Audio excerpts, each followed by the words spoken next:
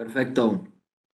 Pues buenas tardes a todos. Muchas gracias por acompañarnos en esta que es la primera sesión de webinars de Oyster de este año. Y pues bueno, vamos a dar comienzo. El día de hoy, el curso del día de hoy va a platicar o va a tratar de una introducción a lo que es seguridad en maquinaria. Vamos a ver diferentes temas. Vamos a platicar de lo que es en sí seguridad en máquinas. Vamos a hablar de normas, estándares, leyes, el proceso de análisis de riesgo y vamos a hablar también de lo que son los niveles de seguridad en máquina. Prácticamente la plática de hoy lo que busca es que cuando terminemos este curso, si les piden a ustedes una máquina, ya sea que están construyendo, ya sea que están haciendo una remediación, ya sea que tengan que revisar sus máquinas en planta, y les dicen, por ejemplo, ¿sabes qué? Necesito mi máquina en categoría 4 o necesito mi máquina en Performance Level D, Performance Level C, tú sepas qué es lo que te están pidiendo, puedas hacer tu análisis de riesgo, tu revisión y pues bueno, puedas determinar cómo está, ¿no? Mi nombre es Timothy Castillejos, va a ser un gusto estar con ustedes en esta oportunidad y pues bueno, como siempre lo hemos manejado, cualquier duda que tengan la pueden escribir en los comentarios, pueden esperar a que terminemos el webinar y abrimos siempre un periodo ahí de preguntas y respuestas para revisar todas las dudas que tengan respecto a seguridad de máquinas o si consideran que es pues urgente externarla, pueden pedir la palabra y abrimos el micrófono para que externen el punto de vista de la pregunta, ¿vale? Entonces comenzamos. Muy breve, les platicaré. Bueno, pues somos Oyster. Para los que no nos conocen, somos una marca de dispositivos de seguridad.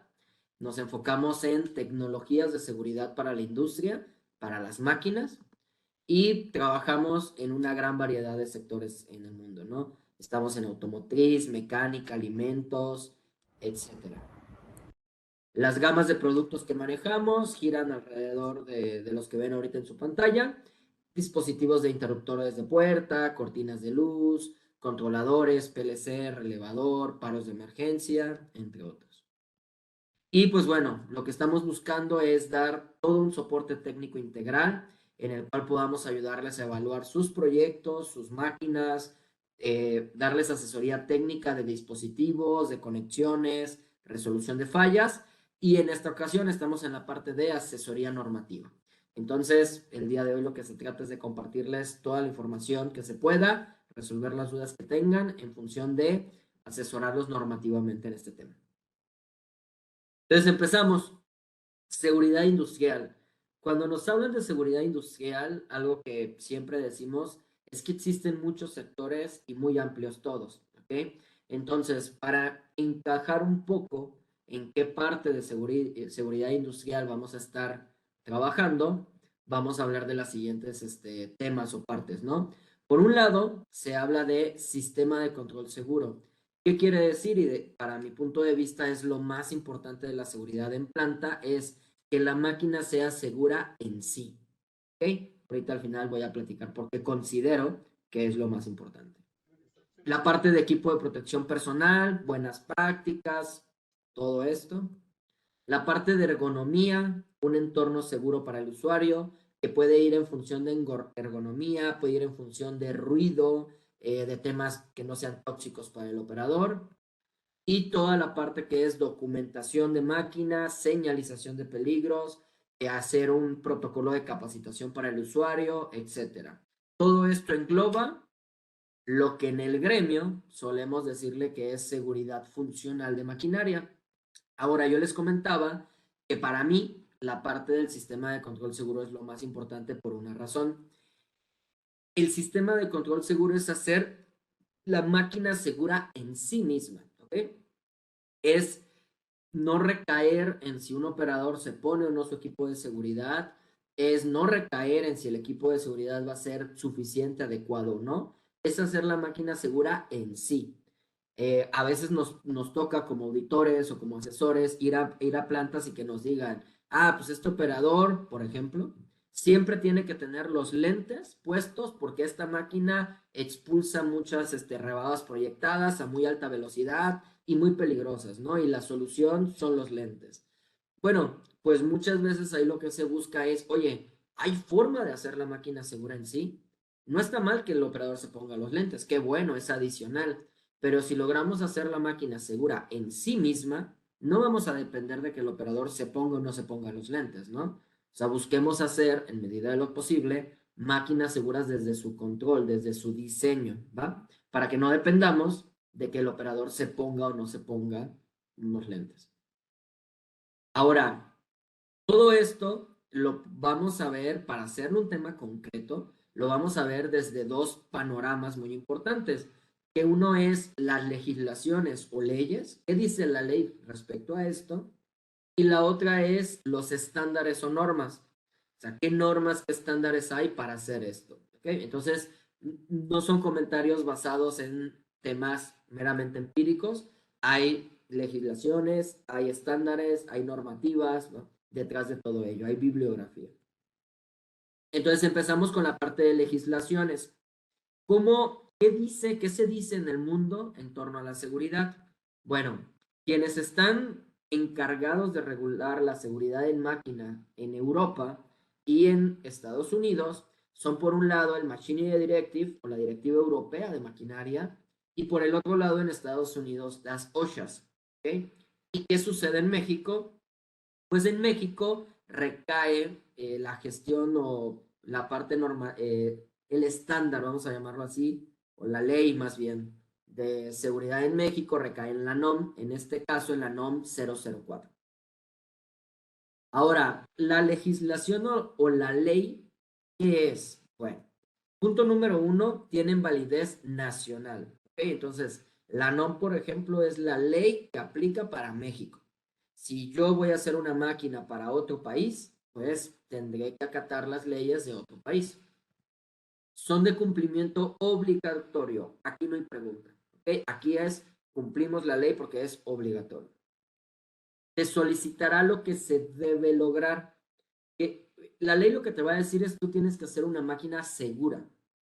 ¿Cómo la haces segura? O sea, la receta o el manual para decirte cómo hacer esa máquina segura ya va de otro tema. No entra normalmente la ley a explicarte esto. Y va a definir responsables, ¿ok? ¿Quién es el responsable cuando sucede una situación? Asimismo, asigna consecuencias de cumplimiento, multas y situaciones que se pueden adjudicar al responsable de, por ejemplo, un accidente. ¿Okay? Entonces, obligatorias. Te dicen qué debes de hacer, máquinas seguras, responsables y multas.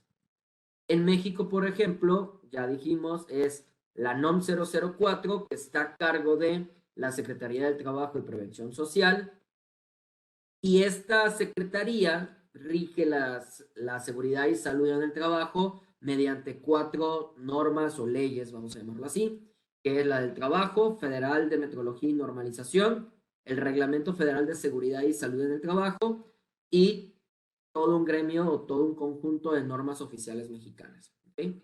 Entonces, por medio de todas estas leyes, la Secretaría del Trabajo busca que los entornos de trabajo sean seguros. Y ahora, ¿qué sucede con los estándares? No los confundamos. Legislaciones es la ley. ¿Qué es un estándar? Bueno, un estándar suelen ser reconocidas internacionalmente. Los estándares los crean grupos de expertos. Se junta un grupo de expertos en baterías, por ejemplo, para carros, y generan un estándar de cómo debe de hacerse una batería para carro.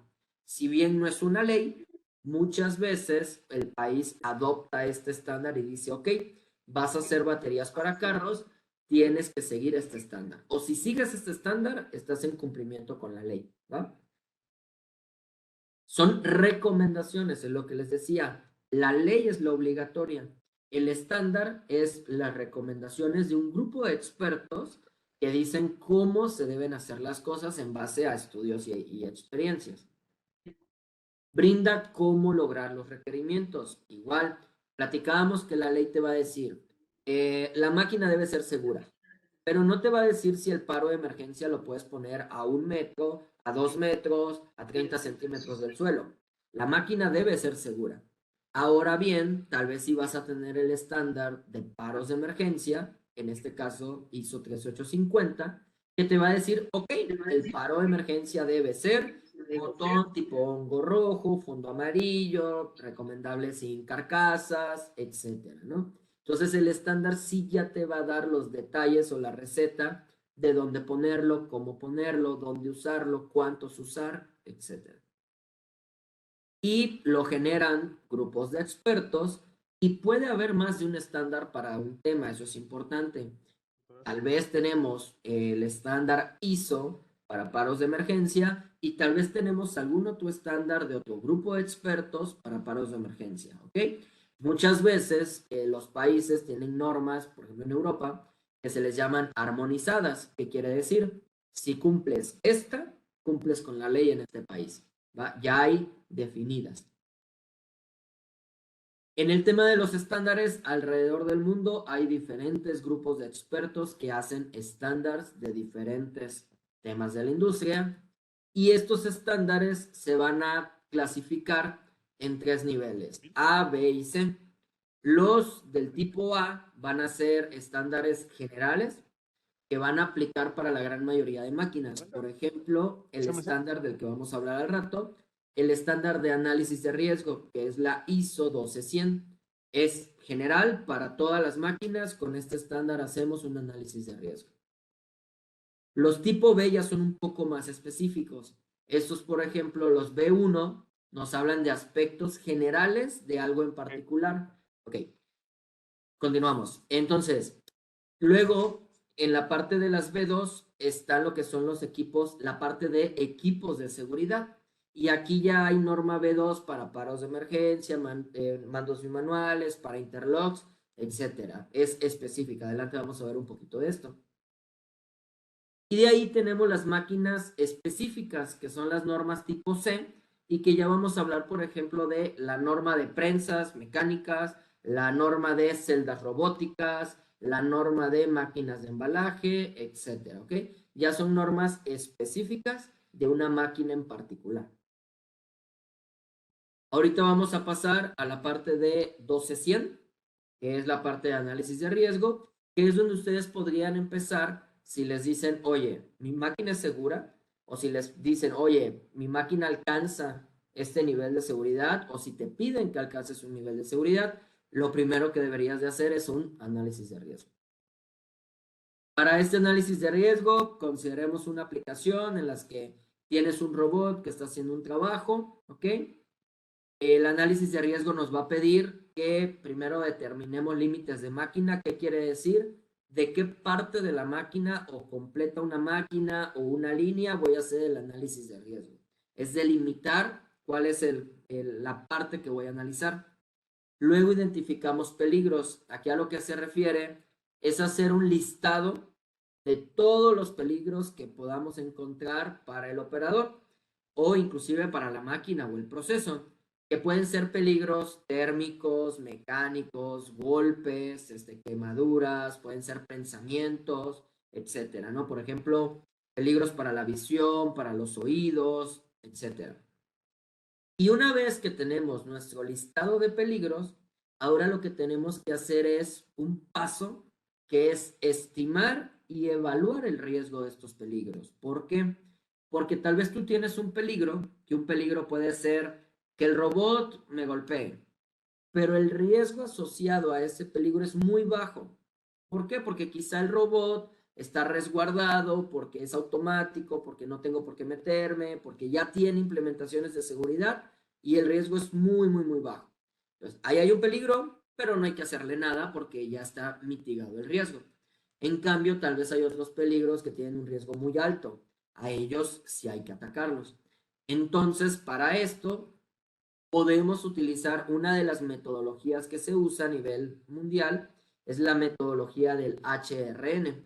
La metodología de HRN lo que busca es que tomas cada uno de estos peligros que tú ya listaste y le vas dando un valor numérico a estos cuatro aspectos.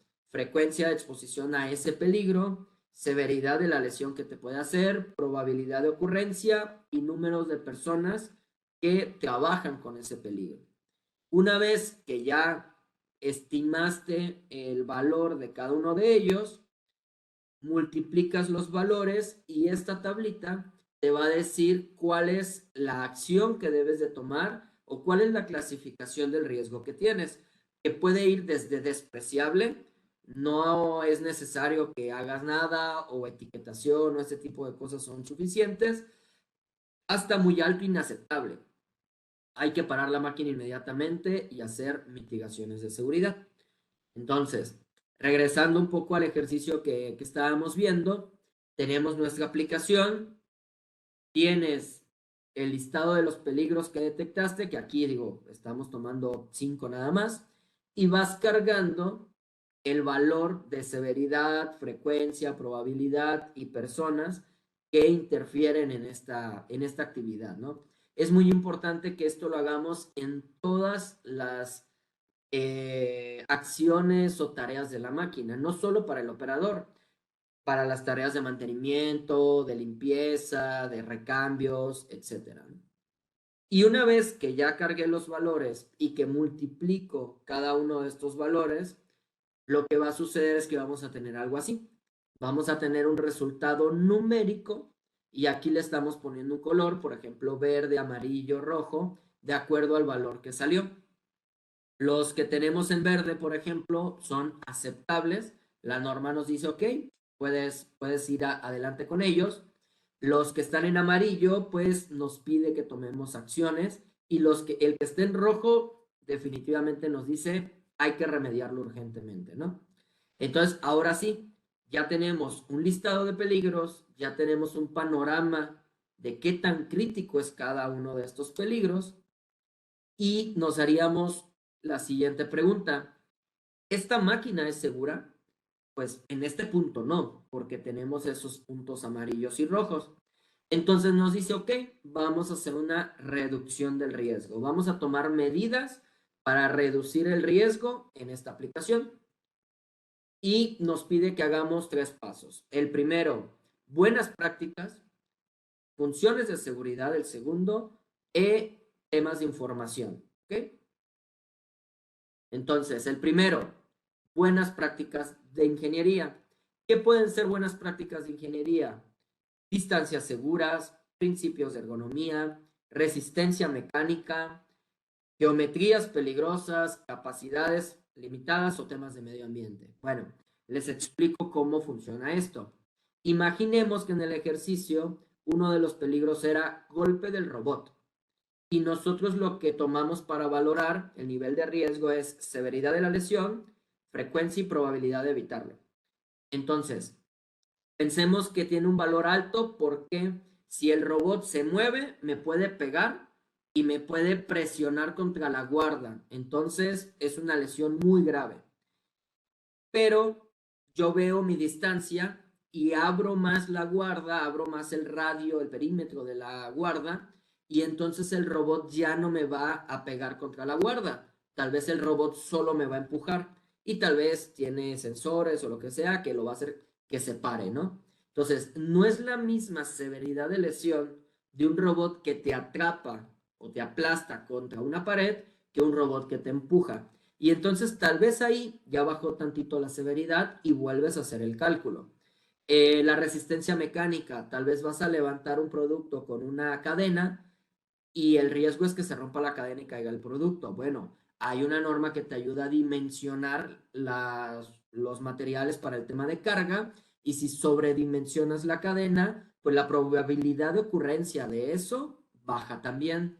Entonces, capacidades limitadas, por ejemplo, es tal vez no necesitas que la máquina se mueva tan rápido, tal vez no necesitas que el torque sea tan fuerte, tal vez no necesitas que se mueva en todas las direcciones coordinadamente. Este tipo de medidas que puedas ir tomando va a ayudar a disminuir las probabilidades, la severidad del daño en tu aplicación. Y ahora sí, volvemos a la tablita que teníamos. Si se dan cuenta en la tercera aplicación, la que dice golpe de mesa, es uno de los que tenemos en amarillo.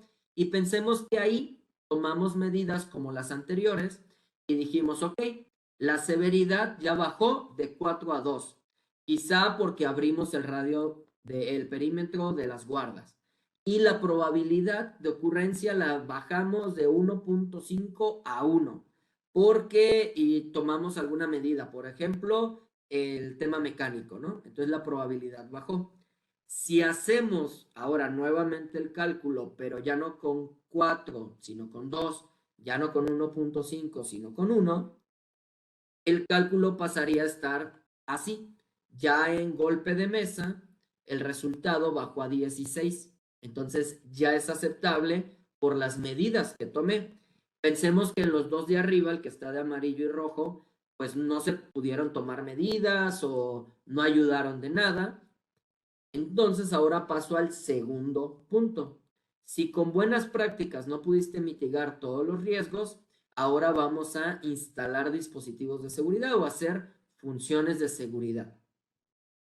Estas funciones de seguridad van a ser cadenas o van a ser ingeniería o circuitos de equipos de seguridad que te van a ayudar a disminuir los riesgos, que puede ser un interlock en una celda con un relevador a un variador de velocidad, que puede ser una cortina con un PLC y unos contactores, faros de emergencia, etcétera, ¿no? Es la arquitectura de equipos que tal vez ya han conocido.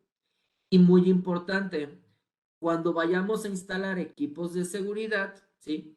Nos van a decir que quieren que estos dispositivos alcancen o mi solución tenga un performance level tal o una categoría tal, normalmente es lo que nos dicen, o quizá un SIL tal, ¿ok? Entonces, ¿qué es eso? Bueno, punto número 1, vamos a medir la seguridad de las máquinas en performance level, ¿ok? PL. ¿Qué es lo que indica el PL? Pues indica la habilidad de llevar a cabo las funciones, digamos. Los niveles de seguridad se suelen pautar en letras de la A a la E, siendo la letra A el nivel de seguridad más bajo o el sistema menos robusto, y el nivel de seguridad E es el sistema de seguridad más robusto, ¿ok? O el más seguro, vamos a decirlo así. Ahora, ¿cómo funcionan estas letras? Estas letras lo que van a hacer es que nos van a marcar una probabilidad de fallo. En este mundo normalmente no nos gusta hablar de mucho o poquito. Una máquina es muy segura o es poco segura. Nos gusta darle un valor concreto. Entonces aquí se habla en probabilidad. Esto es, por ejemplo, un performance level A puede ser una máquina que tenga una probabilidad de ocurrencia o de fallo de 1 por 10 a la menos 4. ¿Qué quiere decir? Que si yo pongo a andar la máquina, hay una probabilidad de 0.00001 de que haya una falla. Acuérdense que en seguridad una falla puede ser una muerte. ¿Okay? Entonces, mientras más avanza la letra B, C, D, E, si se dan cuenta el factor o el exponente del número aumenta. ¿Qué quiere decir? Que en un PLE la probabilidad de ocurrencia de una falla es muy, muy, muy baja. ¿Okay? Entonces vamos a buscar eso, que la probabilidad de falla sea muy baja y por ende la máquina es muy segura. Luego, el performance level se va a componer de 4 situaciones o 4 temas importantes, características. Normalmente la que todos escuchan es la categoría, que es el primero del lado izquierdo. La categoría nos habla del circuito de control, cómo conectamos los equipos o cómo hacemos nuestro diseño para que tenga una arquitectura, una estructura robusta, ¿ok? Segura. Y ya hay arquitecturas o categorías ya establecidas, estandarizadas que se pueden usar. La segunda característica va a ser el tiempo hasta una falla peligrosa. ¿Qué quiere decir? No va a ser igual de seguro por ejemplo, un interruptor en puerta que pongamos y que tenga 100 ciclos de vida y que si tú lo abres 10 veces al día, el interruptor se va a dañar en 10 días, que si a esa misma puerta le pones un interruptor que se va a dañar en 100 días o 1000 días o muchos días, ¿no? Entonces, vamos a hacer un cálculo para ver en cuánto tiempo, según los datos del fabricante del equipo, es probable que el equipo falle, ¿no? Entonces, la norma nos da una tablita y nos dice, ok, de tantos a tantos años es alto, bajo o medio. Luego, fallas contra causa común se refiere a proteger el sistema de seguridad de medios externos. Por ejemplo, imagínate que tú haces una arquitectura de seguridad muy buena, pones un equipo muy bueno, pero tu equipo tiene un grado de protección IP muy bajo. No es para que le salpique agua. Y tú lo pones en una industria alimenticia donde las máquinas las lavan a chorro de presión de agua. Entonces, esa agua se va a meter al equipo, va a dañar el equipo y evidentemente ese sistema de seguridad va a fallar. Entonces, si tú pusieras un equipo con un grado de protección IP más alto, sería mucho más seguro. Por ello es que es importante que consideremos equipos que cumplan con el IP que necesitas, la temperatura que necesitas, etc. Y por último, la detección de fallos.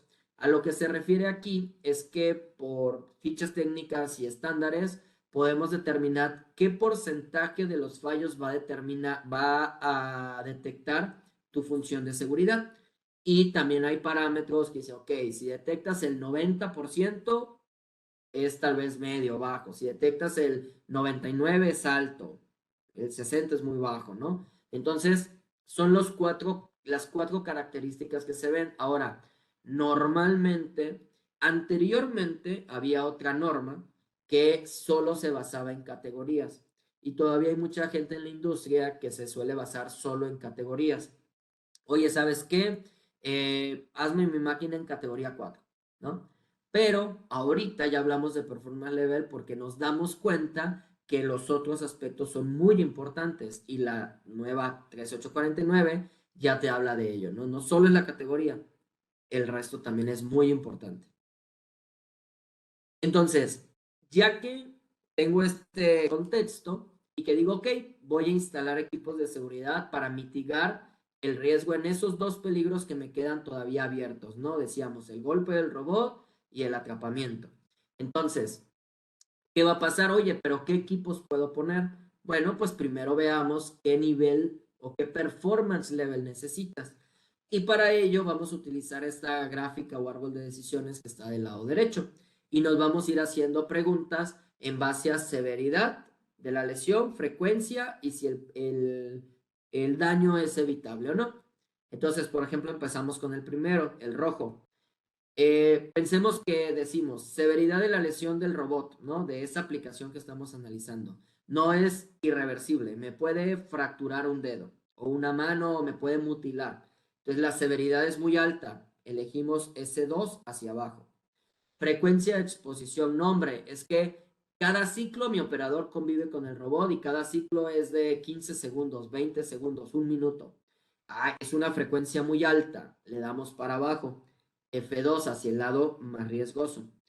¿Es evitable tu peligro? O sea, si el robot se mueve, una persona entra al robot, la cortina que pusiste no lo ve, hay una falla o no pusiste cortina y el robot se mueve. ¿El operador va a ser capaz de ver el robot que viene y quitarse? No, ¿sabes qué? Se mueve muy rápido y se mueve en múltiples ejes. No es evitable. Pues de acuerdo a esas decisiones, llegamos a la conclusión de que ese peligro necesita una mitigación o un circuito de control nivel E, PLE. Pero, por ejemplo, el de abajo, el de atrapamiento, pues tal vez por la velocidad a la que se mueve, por el tipo de movimiento, por el tipo de robot, quizás, qué sé yo, posiblemente es otro robot. La severidad en este peligro es baja, ¿no? Es una severidad baja, S1. La frecuencia sigue siendo alta y la probabilidad de evitarla igual la ponemos como alta. Entonces, ese peligro requiere un nivel de seguridad C, ¿ok? Entonces ya tenemos uno que ocupa E y uno que necesita C. Entonces el nivel sería C y E.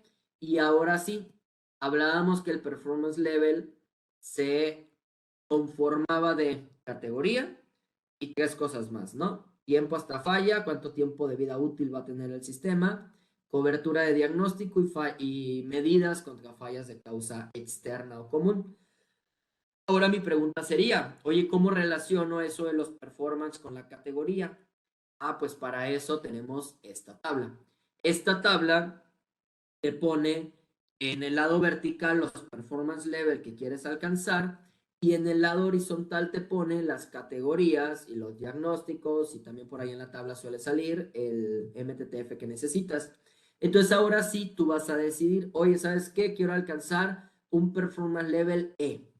Entonces vas a la tabla, ves que el performance level E está hasta abajo y ves con cuál lo puedes alcanzar, y ahí te das cuenta que lo puedes alcanzar con categoría 3 y 4.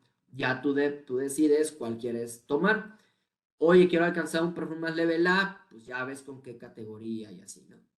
Entonces, para nuestro ejercicio, vamos a tomar que queremos alcanzar performance level C con categoría 3 y performance level E con categoría 4.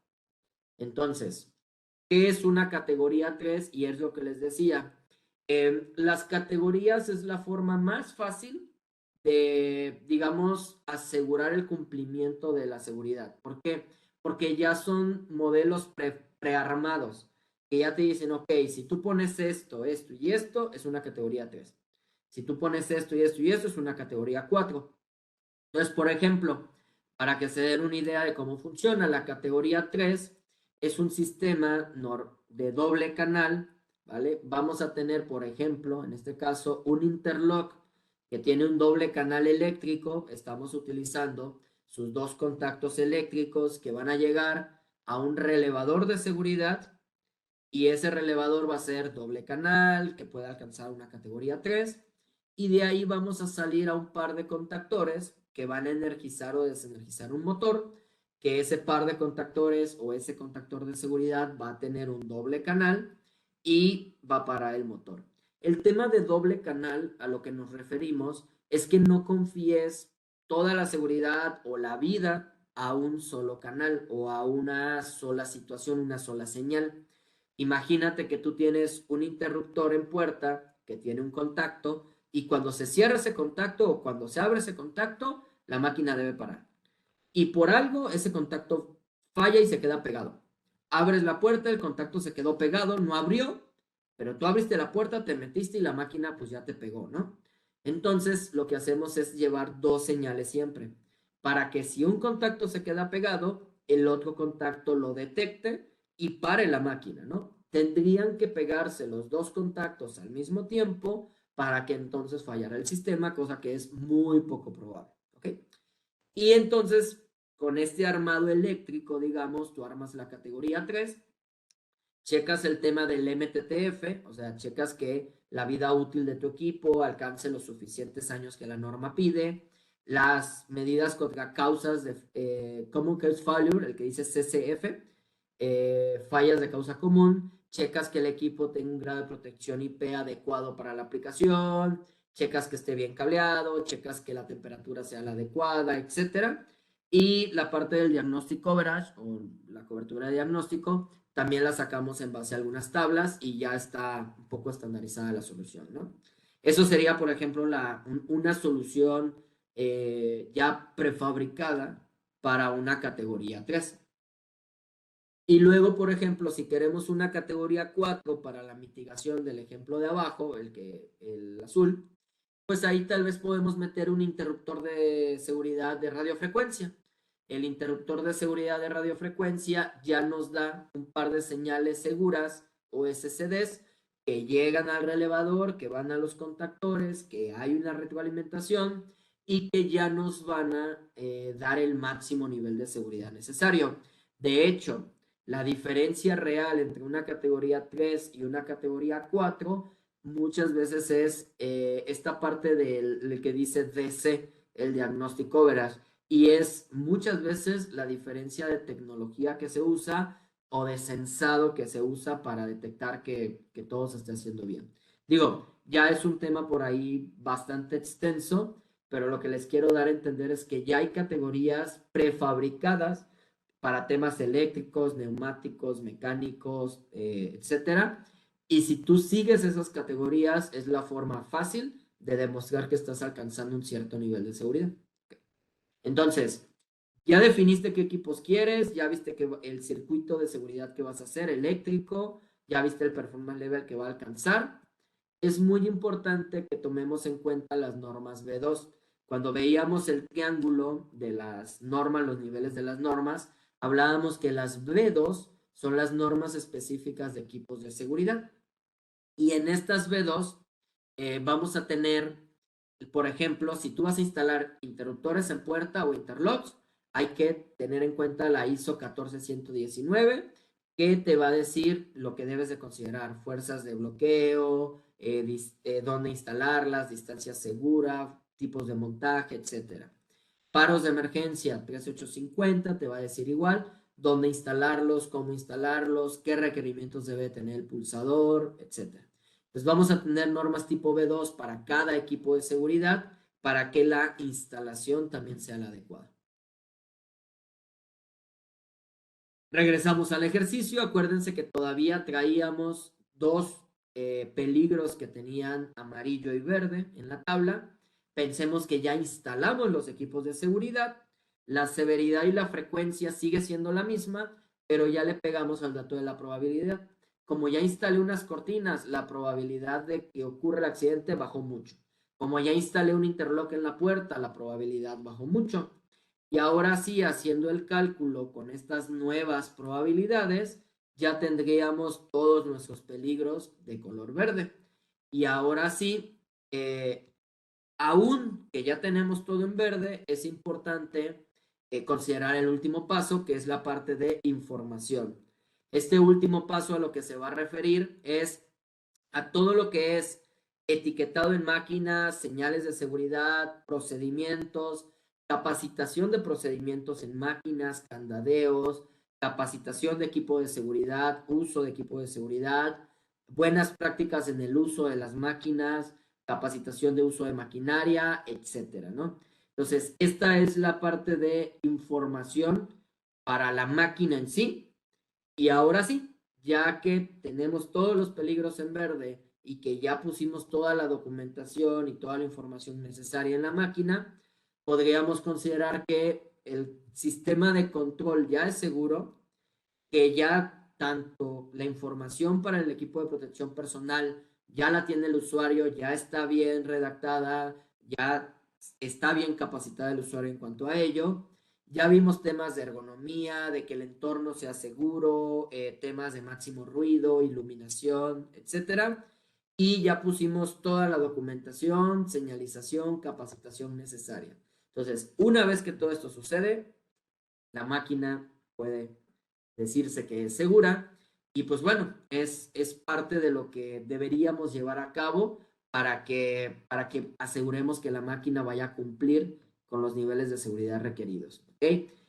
Pues bueno, este fue un resumen de todo esto. Tenemos igual disponible por ahí, cada mes estamos haciendo este tipo de capacitaciones sin costo. Posteriormente igual se suben a nuestro canal de YouTube, donde las pueden volver a ver o compartir con sus conocidos. Y a la par, si alguien se quiere adentrar en este tema de seguridad, tenemos disponible un catálogo de cursos, un catálogo ahí de cursos ya muy especializados en cada uno de los temas. Para que se den una idea, tal vez, por ejemplo, un curso de análisis de riesgo, nada más análisis de riesgo, pues no nos podrá llevar menos de unas 8 horas de curso. Entonces, tenemos varios cursos desarrollados, todos andan alrededor de 6, 8 horas. Y si alguien está interesado en adentrarse en el tema de seguridad, pueden escribir al correo ahí de info, que por ahí un compañero en el chat lo va a poner. Es info@euchner.mx. Tenemos una gran variedad de cursos. Pueden acercarse con nuestros coordinadores también de Euchner. Tenemos un coordinador para cada una de las regiones del país que actualmente tenemos mucha presencia. El equipo también ha estado creciendo constantemente. Y bueno, ya nada más dos temas. El primero, bueno, tres. El primero, el código QR que ven ahí abajo del lado derecho, es un código QR que estamos generando para que ustedes puedan entrar, puedan dejar comentarios. Son comentarios de si hay algún curso en especial que quieran tomar, algún tema que quieran tomar, si tienen alguna aplicación en la que necesiten ayuda, recomendaciones, que les ayudemos en algún proyecto, bienvenidos. Ahí pueden dejar sus comentarios. Otro tema, pues bueno, empezaríamos ahorita con el tema de preguntas y respuestas. Si hay alguna duda, alguna pregunta, alguna aplicación que quieran que revisemos, lo podemos hacer. Y por último, pues agradecerles que nos hayan acompañado. Esperamos que esta sesión rápida les haya podido dar un general de lo que es la seguridad en máquinas y a lo largo del año vamos a estar haciendo una sesión cada mes y vamos a entrar mucho en la parte de aplicaciones, ejercicios, cálculo de distancia segura, tal vez en cortinas, en guardas, etcétera. Entonces, muchísimas gracias por su compañía. Estamos aquí al pendiente. Voy a quitar mi cámara y dejamos la sesión abierta unos minutos por si alguien quiere por ahí externar alguna aplicación o alguna duda que tengan. Que estén muy bien.